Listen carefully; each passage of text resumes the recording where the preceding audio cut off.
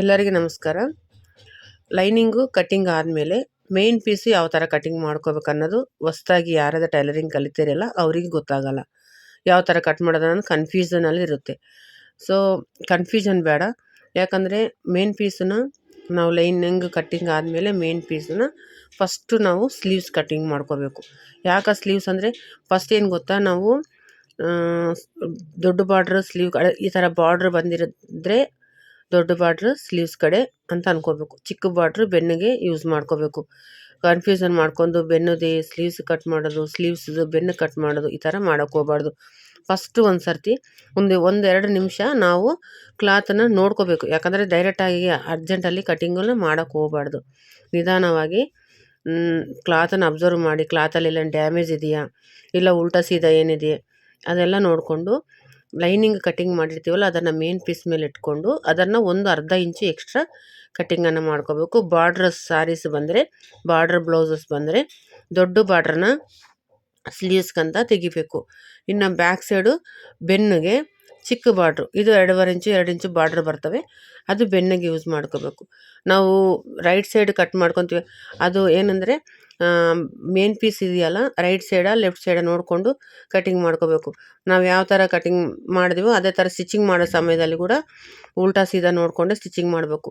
ಸೀದಾ ಇರೋದು right side ಇರೋದು ಮೇಲೆ ಬರಬೇಕು, ರಾಂಗ್ ಸೈಡ್ ಇರೋದು ಲೈನಿಂಗ್ ಅಟ್ಯಾಚ್ ಆಗಬೇಕು, ಅದನ್ನು ನೋಡ್ಕೋಬೇಕು.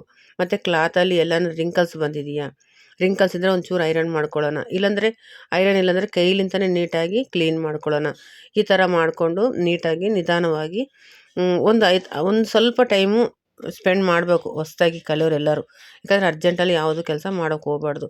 ಮತ್ತು ಕಟಿಂಗ್ ಮಾಡೋ ಸಮಯದಲ್ಲಿ ಲೈನಿಂಗಂತೆ ಒಂದು ಅರ್ಧ ಇಂಚು ಮೇನ್ ಶೋಲ್ಡ್ರಲ್ಲಿ 1-2 ಇಂಚು ಹೆಚ್ಚಿಗೆ ಇಟ್ಕೋಬೇಕು ಆ ಪೋರ್ಷನಲ್ಲಿ. ಯಾಕಂದರೆ ಜಾಸ್ತಿ ಇಟ್ಕೊಂಡ್ರೆ ನಿಮಗೆ ಸ್ಟಿಚಿಂಗ್ ಮಾಡೋ ಸಮಯದಲ್ಲಿ ಪ್ರಾಬ್ಲಮ್ ಆಗೋಲ್ಲ. ಒಂದು ವೇಳೆ 5 ಇಂಚು ನೀವು ಶೋಲ್ಡ್ರ್ ಇಟ್ಕೊಂಡಿದ್ದೀರಿ ಲೈನಿಂಗಲ್ಲಿ ಅಂದರೆ ಮೇನ್ ಪೀಸಲ್ಲಿ ಒಂದು 6.5-7 ಇಂಚು ಇಟ್ಕೋಬೇಕು, ಏನು ಪ್ರಾಬ್ಲಮ್ ಆಗೋಲ್ಲ. ಮಿಕ್ಕಿದ ಭಾಗದಲ್ಲಿ ಮಾತ್ರ ಒಂದು ಅರ್ಧ ಇಂಚು ಸಾಕು. ಮಾತ್ರ ಮೇಲೆ ಮಾತ್ರ ನೆನ್ಪಿಟ್ಕೋಬೇಕು, ನೆಕ್ಕನ್ನು ಕಟಿಂಗ್ ಮಾಡ್ಕೋಬಾರ್ದು. ನೆಕ್ಕು ಸ್ಟಿಚಿಂಗ್ ಆದಮೇಲೆ, ನೆಕ್ಕು ಅಟ್ಯಾಚ್ ಆದಮೇಲೆ ಕಟಿಂಗ್ ಮಾಡ್ಕೋಬೇಕು. ಬ್ಯಾಕ್ ಸೈಡ್ ನೆಕ್ಕನ್ನು ಮೇನ್ ಪೀಸನ್ನು ಕಟಿಂಗನ್ನು ಮಾಡಬಾರ್ದು, ಇದನ್ನು ನೆನ್ಪಿಟ್ಕೋಬೇಕು. ಬ್ಯಾಕ್ ಪಾರ್ಟ್ ಆದಮೇಲೆ ಫ್ರಂಟ್ ಪಾರ್ಟು. ಇನ್ನು ಏನೇನೋ ಕಟಿಂಗು ಪ್ರಿನ್ಸಸ್ ಕಟ್ ಆಗಲಿ, ಕಟೋರ್ ಆಗಲಿ, ನಾರ್ಮಲ್ ಕಟ್ ಆಗಲಿ, ಯಾವ ಕಟ್ಟಿದ್ರೂ ಕೂಡ ಫ್ರಂಟಲ್ಲೇ ನಿಮಗೆ ಚೇಂಜಸ್ ಇರುತ್ತೆ. ಬ್ಯಾಕ್ ಪಾರ್ಟು ಸ್ಲೀವ್ಸ್ ಮಾತ್ರ ಎಲ್ಲ ಕಟ್ಟಿಂಗ್ಗಳಿಗೆ ಒಂದೇ ಥರ ಇರುತ್ತೆ. ಇವಾಗ ನನಗೆ ಇದು ಕ್ರಾಸ್ ಕಟಿಂಗ್ ಇದೆ. ಕ್ರಾಸ್ ಕಟಿಂಗ್ ಬ್ಲೌಸ್ನ ನಾನು ಮೇನ್ ಪೀಸು ನನ್ನ ಕಡೆ ಓಪನ್ ಹಾಕ್ಕೊಂಡಿದ್ದೀನಿ, ಆಪೋಸಿಟು ಕ್ಲೋಸ್ ಇದೆ. ಒಂದು ವೇಳೆ ಬ್ಯಾಕ್ ಓಪನ್ ಇದ್ದರೆ ಕ್ಲೋಸ್ ನಮ್ಮ ಕಡೆ ಇರುತ್ತೆ, ಬ್ಯಾಕ್ ಸೈಡ್ ಆಪೋಸಿಟಲ್ಲಿ ಓಪನ್ ಬರುತ್ತೆ. ಇದು ಕ್ರಾಸ್ ಕಟಿಂಗ್ ಬ್ಲೌಸು. ಈ ಕಟಿಂಗ್ ಎಲ್ಲ ಫುಲ್ಲು ನಾನು ವಿಡಿಯೋ ಅಪ್ಲೋಡ್ ಮಾಡಿದ್ದೀನಿ ನನ್ನ ಚಾನಲಲ್ಲಿದೆ, ಲಿಂಕು ನಾನು ಈ ವಿಡಿಯೋದಲ್ಲಿ ಕೊಡ್ತೀನಿ, ಹೋಗಿ ನೀವು ಫುಲ್ ವಿಡಿಯೋನ ಕೂಡ ನೋಡ್ಬೋದು. ಇದು ಕ್ರಾಸ್ ಕಟಿಂಗ್ ಬ್ಲೌಸು. ಯಾರಾದರೂ ನನ್ನ ಸಬ್ಸ್ಕ್ರೈಬರ್ ಇದ್ದಾರೆ ರೆಗ್ಯುಲರಾಗಿ ಫಾಲೋ ಮಾಡ್ತಾರೆ ಅವ್ರಿಗೆ ಇದು ಗೊತ್ತಾಗ್ಬಿಡುತ್ತೆ ಆಟೋಮೆಟಿಕ್, ಇದು ನಾವು ನೋಡಿದ್ದೀವಿ ಅನ್ನೋದು. ಸೊ ಈ ಥರ ಕ್ರಾಸ್ ಕಟಿಂಗ್ ಇಟ್ಕೊಂಡು ನಿಧಾನವಾಗಿ ನೀಟಾಗಿ ಸ್ವಲ್ಪ ಮೇಲೆ ಒಂದು ಅರ್ಧ ಇಂಚ್ ಎಕ್ಸ್ಟ್ರಾ ತೊಗೋಬೇಕು. ಮತ್ತು ಸೈಡಲ್ಲಿ ಕೂಡ ನೋಡಿರಿ ಸ್ವಲ್ಪ ಒಂದು ಬೆರಳಷ್ಟು ಇಷ್ಟು ಸ್ವಲ್ಪ ಹೆಚ್ಚಿಗೆ ಇಟ್ಕೋಬೇಕು. ಯಾಕಂದರೆ ಯಾವುದು ಕೂಡ ಶೋಲ್ಡ್ರದಲ್ಲಿ ಯಾವ ಕಾರಣಕ್ಕೂ ಈವನ್ ಆಗಿ ಕಟ್ಟಿಂಗನ್ನು ಮಾಡಬಾರ್ದು. ಯಾಕಂದರೆ ಆ ಕಟಿಂಗ್ ಮಾಡಿದ್ರೆ ನೀವು ಅಟ್ಯಾಚ್ ಮಾಡೋ ಸಮಯದಲ್ಲಿ ನಿಮಗೆ ಸರಿಯಾಗಿ ಬ್ಲೌಸು ಫಿನಿಶಿಂಗು ಬರಲ್ಲ. ಸೊ ಅದಕ್ಕೆ 1 ಇಂಚು ಎಕ್ಸ್ಟ್ರಾ ಇಟ್ಕೋಬೇಕು. ಶೋಲ್ಡ್ರ್ ಹತ್ರ ಕನ್ಫರ್ಮ್ 100% ಅದು ಹೆಚ್ಚಿಗೆ ಇಟ್ಕೊಳ್ಳೇಬೇಕು. ಅದು ಇಲ್ಲಾಂದರೆ ಪ್ರಾಬ್ಲಮ್ ಆಗುತ್ತೆ ಸ್ಟಿಚಿಂಗ್ ಸಮಯದಲ್ಲಿ. ಮಿಕ್ಕಿದ ಎಲ್ಲ ಭಾಗದಲ್ಲಿ ಕೂಡ ಅರ್ಧ ಇಂಚು ಎಕ್ಸ್ಟ್ರಾ ತೊಗೊಳ್ಳಿ.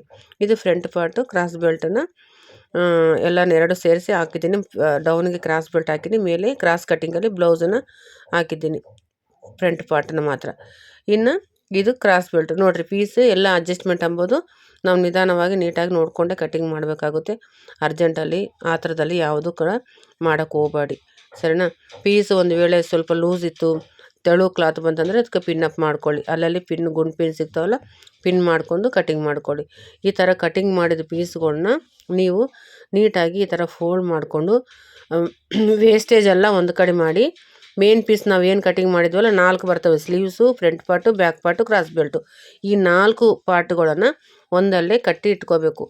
ಎಕ್ಸ್ಟ್ರಾ ಪೀಸ್ ಏನಿದೆಯಲ್ಲ ಎಕ್ಸ್ಟ್ರಾ ಅದು ಒಂದು ಸೈಡ್ ಕಟ್ಕೋಬೇಕು. ಯಾಕಂದರೆ ಎಲ್ಲ ಸೇರಿ ಮಿಕ್ಸ್ ಮಾಡಿ ಕಟ್ಟಿಟ್ಕೊಂಡ್ರೆ ನೀವು ಸ್ಟಿಚಿಂಗ್ ಮಾಡ್ಬೇಕಾದ್ರೆ ಕನ್ಫ್ಯೂಸ್ ಆಗುತ್ತೆ. ಈ 4 ಮಾತ್ರ ಒಂದು ಕಡೆ ಈ ಥರ ಸುತ್ತಿ ಒಂದು ದಾರ ತೊಗೊಂಡು ಇದನ್ನು ನೀಟಾಗಿ, ಯಾಕಂದರೆ ಇದು ಮೇನು ನಿಮ್ಗೆ ಸ್ಟಿಚಿಂಗ್ ಮಾಡೋ ಮಾತ್ರ ಇದು ಬರುತ್ತೆ, ಯೂಸ್ ಆಗುತ್ತೆ. ಇನ್ನು ಏನು ವೇಸ್ಟೇಜ್ ಇದೆ ಅಲ್ಲ, ಅದು ವೇಸ್ಟೇಜು, ಅದು ನಿಮಗೆ ಉಕ್ಸ್ ಪಟ್ಟಿಗೆ, ಆಯ್ ಪಟ್ಟಿಗೆ ಮತ್ತು ನೆಕ್ ಪಟ್ಟಿಗಳಿಗೆ ಇದು ಯೂಸ್ ಆಗುತ್ತೆ. ಸರಿನಾ? ಈ ಥರ ಮಾಡಿಕೊಂಡ್ರೆ ನಿಮಗೆ ಕನ್ಫ್ಯೂಷನ್ ಇರಲ್ಲ. ಎಲ್ಲ ಮಿಕ್ಸ್ ಮಾಡಿಕೊಂಡ್ರೆ ಕಲಿಯೋದೇ ಹೊಸ್ದಾಗಿ ಕಲ್ತಿರ್ತೀರ, ಮತ್ತು ಇದೆಲ್ಲ ಕನ್ಫ್ಯೂಷನ್ ಆಗಿ ಯಾವ್ದು ತೊಗೊಳ್ಳೋದು ಯಾವ್ದು ಮಾಡೋದು ಅನ್ನೋದು ನಿಮಗೆ ಕನ್ಫ್ಯೂಷನ್ ಆಗುತ್ತೆ. ಸೊ ಈ ಥರ ಮಾಡ್ಕೊಂಡ್ರೆ ನಿಮಗೆ ಈಸಿಯಾಗಿ ಇದಾಗುತ್ತೆ. ಬ್ಲೌಸ್ ಯಾವ್ದು ಮೆಜರ್ಮೆಂಟ್ ಇದೆ ಅದರಲ್ಲಿ 2 ಸೇರಿ ಈ ಥರ ಇಟ್ಕೊಂಡು ನೀಟಾಗಿ ಸುತ್ಕೋಬೇಕು. ಈ ಥರ ಇಟ್ಕೊಂಡ್ರೆ ನಿಮಗೆ ಈ ಕೆಲಸ ಮಾಡಬೇಕಾದ್ರೆ ಈಸಿಯಾಗಿ ಬರುತ್ತೆ. ನನ್ನ ವಿಡಿಯೋ ನಿಮಗೆ ಇಷ್ಟ ಆದರೆ ಒಂದು ಲೈಕ್ ಮಾಡಿ, ಹೊಸೊಬ್ಬರಿದ್ದರೆ ಸಬ್ಸ್ಕ್ರೈಬ್ ಮಾಡ್ಕೊಳ್ಳಿ. ನಿಮ್ಮ ಫ್ರೆಂಡ್ ಸರ್ಕಲಲ್ಲಿ ಯಾರಿಗಾನ ಟೈಲರಿಂಗ್ ಹೊಸದಾಗಿ ಕಲಿತಾ ಇದ್ದರೆ ಅವ್ರಿಗೆ ಈ ವಿಡಿಯೋನ ಶೇರ್ ಮಾಡಿ, ಯಾಕಂದರೆ ಯಾರಿಗೊಬ್ರಿಗೆ ಯೂಸ್ ಆಗುತ್ತೆ ಈ ಥರ ಮಾಡ್ಕೊಳ್ಳೋದು. Thank you. ನೆಕ್ಸ್ಟ್ ವಿಡಿಯೋದಲ್ಲಿ ಮತ್ತೆ ಮೀಟ್ ಆಗೋಣ.